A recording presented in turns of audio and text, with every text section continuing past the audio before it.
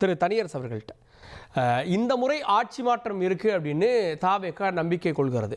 67ல் திமுக ஆட்சியை பிடித்தது. திமுகவுக்கு அன்று அந்த நம்பிக்கை இருந்ததா? திடீர்னு ஆட்சியை பிடிச்சாங்களா இல்லை படிப்படியாவான்ற கேள்வி இருக்கப்போ அண்ணா ஏன் அன்னைக்கு நாடாளுமன்றத்தில் எம்பியாக இருந்தார்?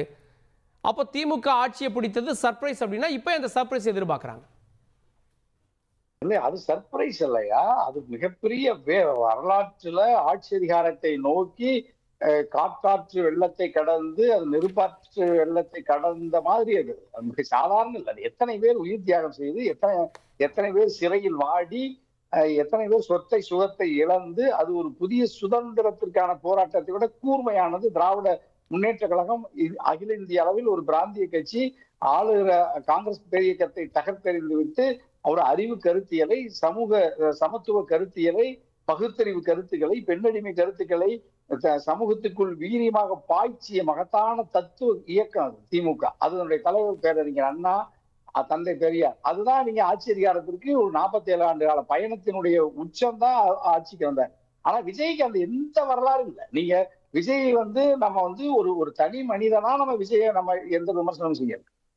ஒரு கட்சியினுடைய தலைவராக தன்னை தகவமைத்துக் கொண்டு அறிவித்து பதிவு செய்யப்பட்ட ஒரு கட்சியின் தலைவர். இதற்கு முன்பு அவர் எந்த அரசியல் கட்சியில உறுப்பினரா இருந்தாருங்கிறது கூட தெரியாது.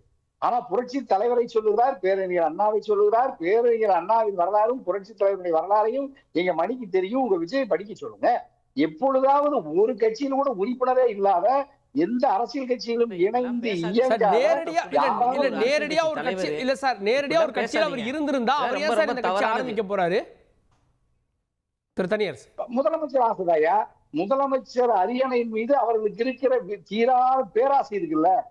அது மக்களுக்காக தொண்டு செய்யாமல், மக்களுக்காக எந்த உழைக்காமல், போராடாமல் நேரா சினிமா திரையரங்கத்திலிருந்து, வெள்ளித்திரையிலிருந்து படக்காட்சி, அதாவது ஷூட்டிங் ஸ்பாட் சொல்றோம்ல, படப்பிடிப்பு காட்சியகத்திலிருந்து, அந்த தளத்திலிருந்து நேரா நீங்க